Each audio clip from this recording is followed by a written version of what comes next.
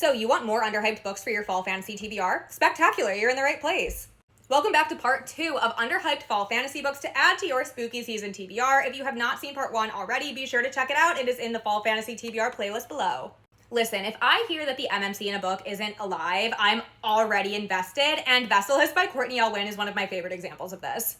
So here our MMC is like half alive, half a ghost, and his master tasks him with getting the soul of our FMC in exchange for actually getting his own soul back. But the catch is that our FMC happens to be the princess of this realm, and her father is the person that unalived our MMC. So things get a little complicated.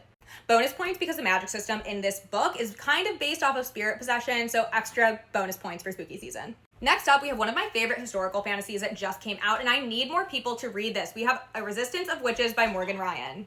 This takes place during World War II, and it follows our FMC, who is a witch in London at the Royal Academy of Witches. And basically, it follows her on her epic quest to obtain a magical dark object before it can fall into Nazi hands. I wouldn't quite consider this one like underhyped, but I still think that more people need to talk about it because this has the most unique and fresh take on vampires that I have ever read, and I haven't stopped thinking about it since I read it last year, and that is Immortal Dark by Tigis Girma. Here we have vampires based on Ethiopian folklore, and they are attached to legacy families in an arcane society. We have a whole cast of morally great characters, and this is also a dark academia setting. Like, what more could you possibly want for the fall? Speaking of vampires, if you want a dark vampire romance, I would absolutely suggest Stalked by Seduction and Shadows by Maggie Sinceri. This is a stalker vampire romance where our FMC travels to the vampire city in order to find her missing sister, where she comes face to face with the man who essentially rules over this entire city, if you will. And we find out that he happens to be the same person who has been watching her without her knowledge for quite some time.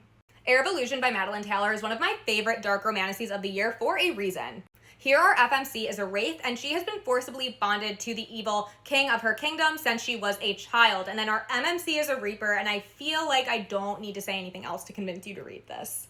And finally, if you want some dark academia in your mix, may I suggest Of Blood and Aether by Harper Hawthorne. Here our FMC is a rare conduit of light, where she begins school at the prestigious Arcane College in her world, and here she meets our MMC, who is the shadow-wielding captain of the Elder Guard, and the two know that they shouldn't be together, but it seems like fate and a dark prophecy from long ago might have other plans.